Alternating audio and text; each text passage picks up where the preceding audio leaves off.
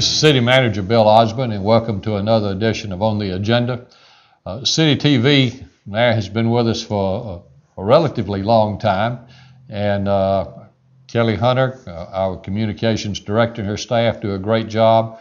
Mayor Thompson and the members of the City Council had the foresight to say, we want City TV so that we can better communicate with our citizens.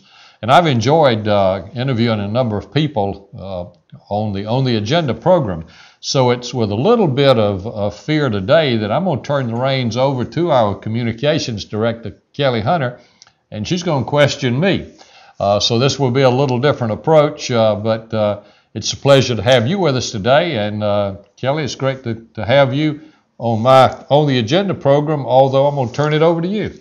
We're going to change the sides of the table, so to speak. But right. Thank you for the opportunity today. Thank you for our viewers joining in with us and taking the opportunity to reflect with you right. on the agenda for the last 2 years. With On the Agenda, we have produced for you and for the citizens, the viewers, over 40 episodes. Right. That is quite a number of TV programs, and we're excited about it. Thinking back and reflecting as we were just sitting here ahead of the program, do you remember that first episode that we put together? Oh yes, and some of you may have seen it, and even for a number of months thereafter. I know on one of the little shorts that we would have, there was Fred Perry and Sheila Mason of our Human Resources Department, and we talked about our city employees and the benefits that we try to provide and the work climate that we try to provide so that we have good employees that can give good services to our community. Although that was our first program, we wanted to start with our employees.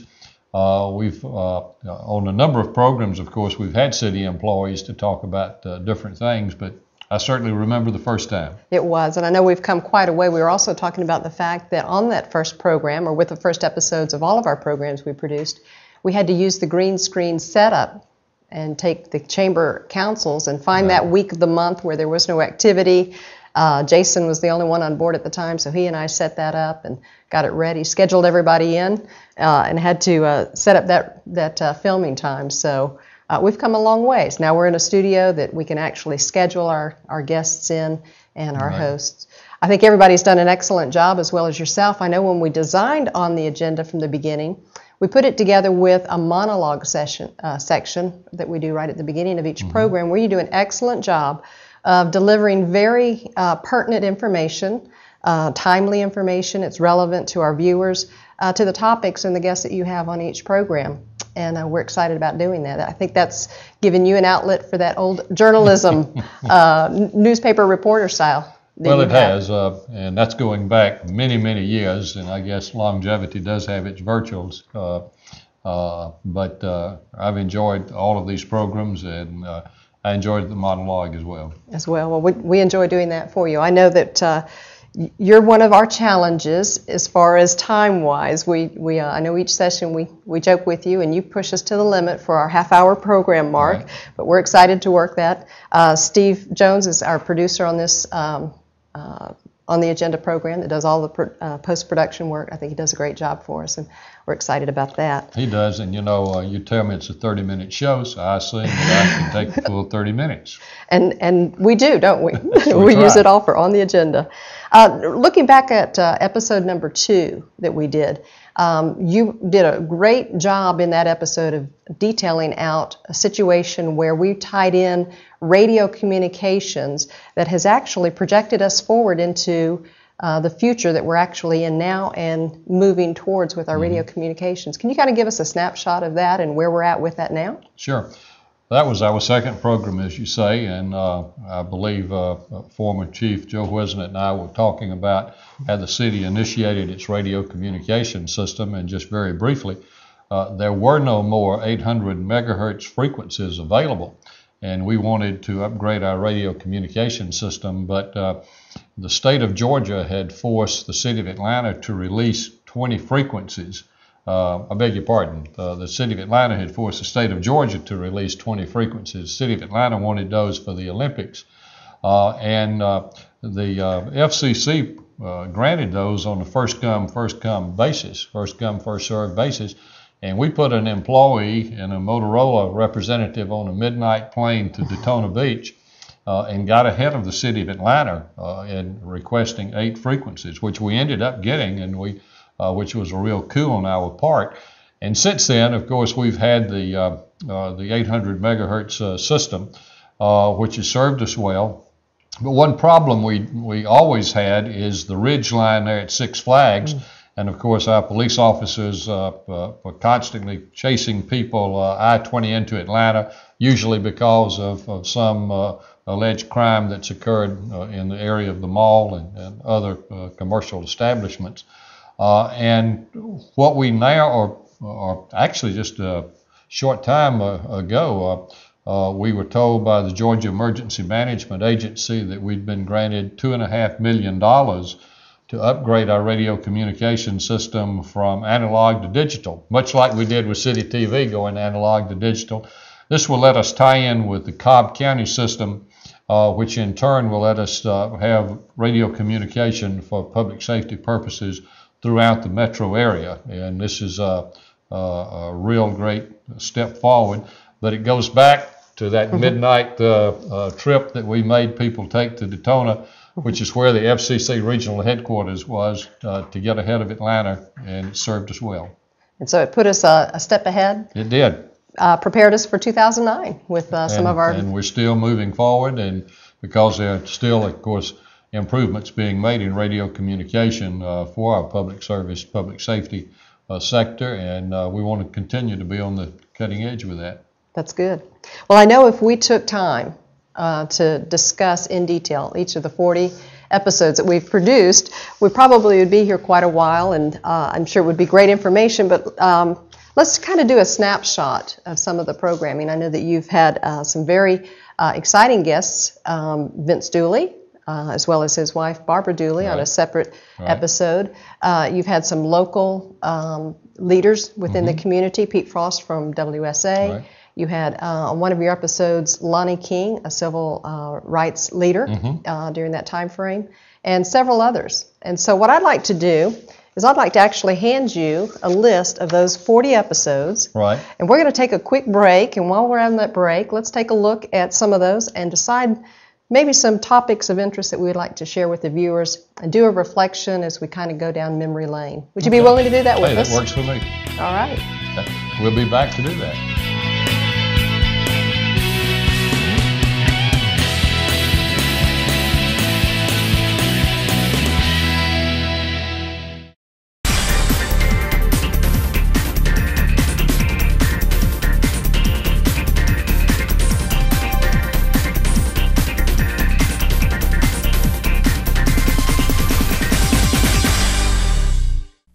I remember there was a time that I would drive by the school like at 9 o'clock at night when I was on meth, and I would just think, this is the school that my son goes to, and I don't know anything about him. I would just sit and cry, and I wanted to be a part of his life, but because of my addiction to meth, I was unable to. I knew I had to get clean in order to do my part. I just got my son back from foster care. Hi, Mom. He's a great kid.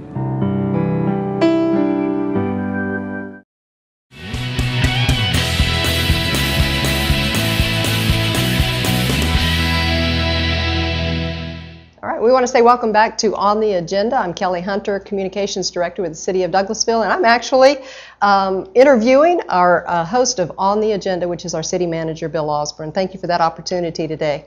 Well, it's great to have you as a guest host, and I'm glad to be the guest. And we will go down memory lane. I'm going to simply go down kind of in a sequence because that's what you've given me. Yes, sir. Then if we have to edit some of this out to fit in the 30 minutes that they've allotted me, we can do that. We're accustomed to that. Yes, sir. Actually, our third episode is one that I enjoyed very much, and I wanted to make a point with that, and that's the value of volunteers to city government, people who serve on our boards and commissions, because that's very important to the way democracy works, is to have the involvement not just of the elected officials but of citizens. Yes, and we have a number of boards and commissions, and on that particular program I did 2 interviews, one with Ms. Pat Smith, who has served on both our Historic Preservation Commission and the Downtown Development Authority, and Sam Hudson, who has served on our Keep Douglasville Beautiful Board, Yes, and also our Downtown Development Authority. So we had a good time with that, but also enabled us to make a point. If you're a citizen, and I'll give you the same message today, and if you have an interest in serving on any of our boards and commissions, please let us know, because we're constantly looking for citizens who are interested in doing that. You mentioned Pete Frost, the Executive Director of the Water and Sewer Authority. Pete is the only Executive Director WSA has had. He was the first employee, more than probably ago. close to 25 years now. And we were talking about the drought, because at that time, our viewers will remember, as do you and I, there were a lot of restrictions that we had in terms of how water could be used, and we wanted just to explain how the local applicability of those restrictions were, and Pete did a great job for us on that program. We've had him on a couple of times, and I know on the Ask the Mayor program as well, and he does an excellent presentation and leads that WSA, Water Sewer and Authority, with excellence there. Right. And then the next program was with our Downtown Conference Center, and you mentioned me giving some history, and I did for our viewers kind of trace back to when we first started working on a hotel conference center complex, brought it up to the Downtown Conference Center, interviewed both Jennifer Bean, who is the person who heads that up, and Carlos Underwood, who takes great care of the conference center.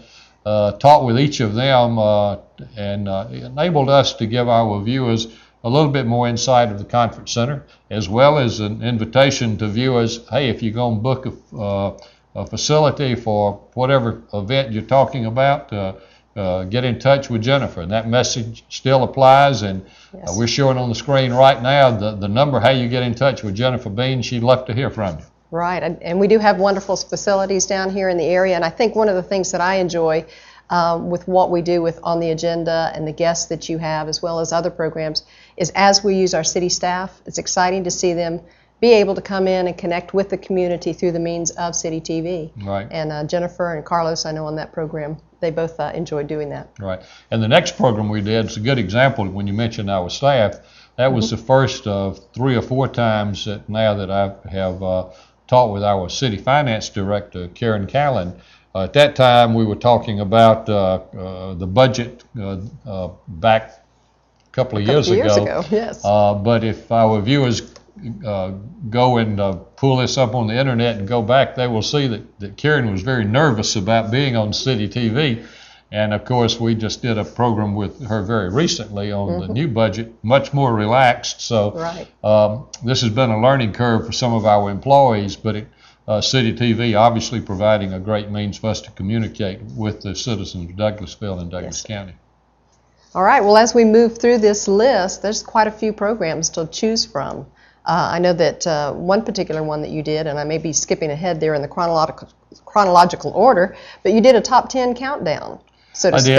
I did. This was actually at the looking at the top 10 events of, in my opinion, from calendar 2008, and the 3 top ones that I chose, number 8, or that I presented, but number 3 on my list was the Bright Star Road Connector, and that project is now being completed by the city of Douglasville. We paid for that out of our general fund, and the state of Georgia, GDOT, is getting ready to start the intersection improvement project. As we air this program, they may actually be doing work on the ground, but to rebuild that intersection, to have a new intersection, when they get through, Rose Avenue will come and actually cross over Highway 5 onto what now is the Bright Star Road Connector, and we'll open the Bright Star Road Connector at that time.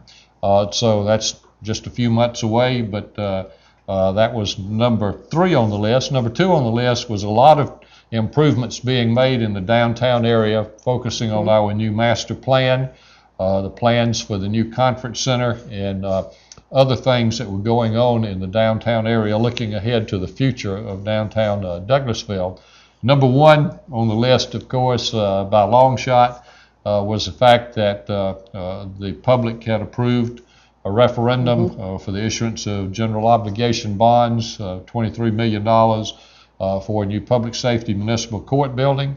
We now are moving forward with New South construction, and groundbreaking is not far around the corner, and we're looking forward to that project being completed, and that'll provide a top-rate facility for our men and women in the police department as well as municipal court. And actually on the agenda, we've done several programs. I know that former police chief Wisdom and myself, we talked about the plans for the new building. We also did a separate program just showing the current state of our buildings, and I have to believe that people who saw that program and saw some shots that were made and looked at the conditions our officers were having to work in, that certainly contributed to the fact that the voters went out and approved that referendum to issue the bonds.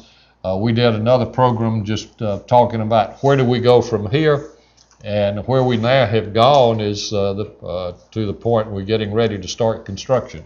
And I tell you, as we look back over all of the programs that we've had, we've used this City TV, and On the Agenda has been a tool to help get that information out. And I think, like you said, I agree with you. Hopefully keep the viewers informed and be able to move them to make quality decisions about what's happening here in the city and voting for those type things. Right. So we're excited being able to do that here. Right.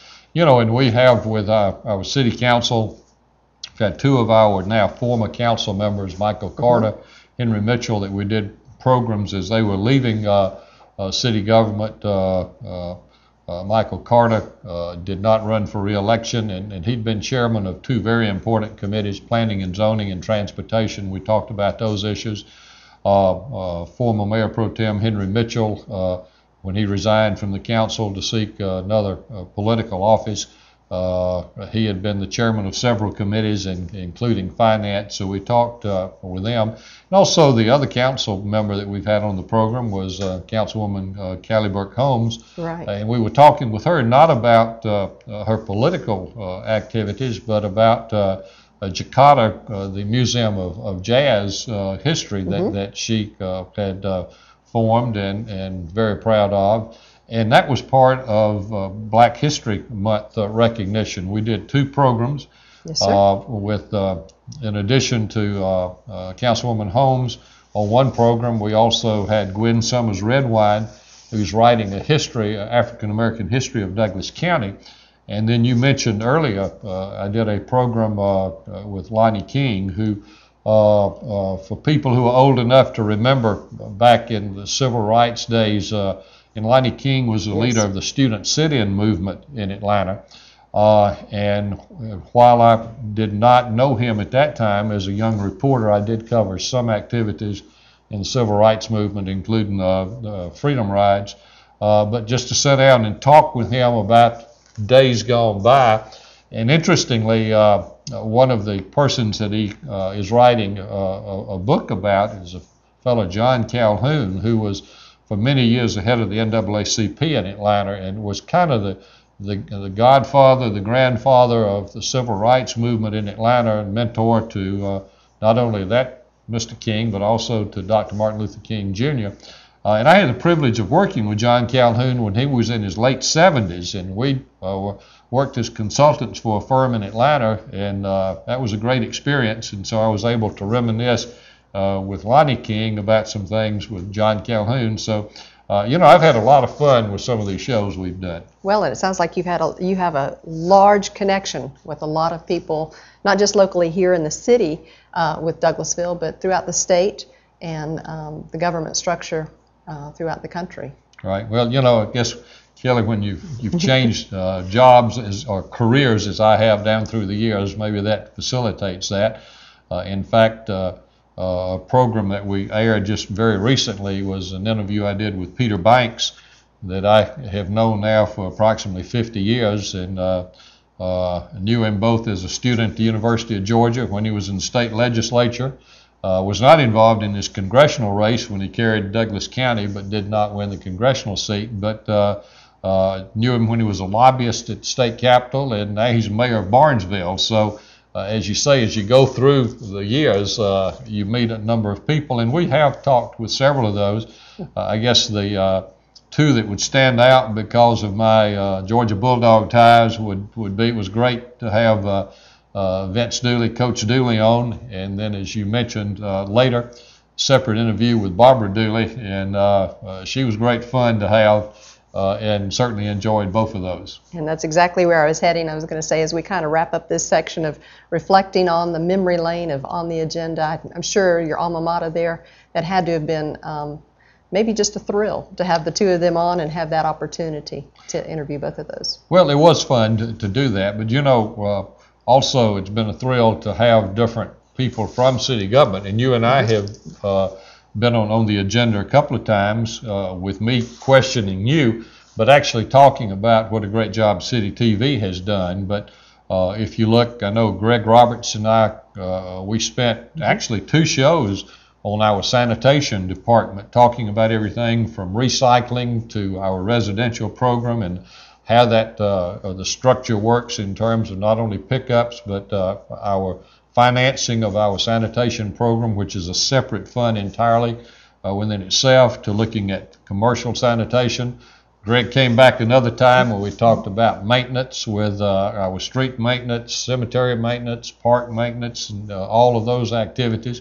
Tracy Ivey, our Parks and Recreation Director, we spent 2 programs talking about Hunter Park, and we were talking then about the plans that had been made for the total renovation of Hunter Park. I know we spent 1 full program on the community center, 1 on just the renovation of the park, and that is getting ready to actually start in construction. So we will be closing Hunter Park at the end of September to do that full renovation. So we've had some of our department heads on, and that's been great to give them an opportunity to talk about what goes on their departments. And it sounds like the city is just busy. A lot of opportunities, a lot of projects underway, our new police facility, you mentioned the Hunter Park, the downtown area, the master plan, the new conference center, a lot of things going, and we want to continue to use On the Agenda as a vehicle and a forum to get that information out to our viewers. And you know, we've had our city clerk, Joy Stone, on 3 different times, short segments to talk about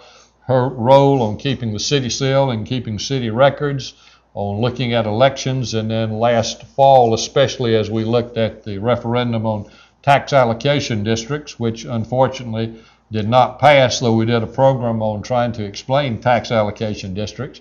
That'll be on the ballot again in November, and so we'll be doing another On the Agenda to try to see if we can do a better explanation of that this year. But appreciate Joyce being on with us, Carrie Knight talking about our city internet program.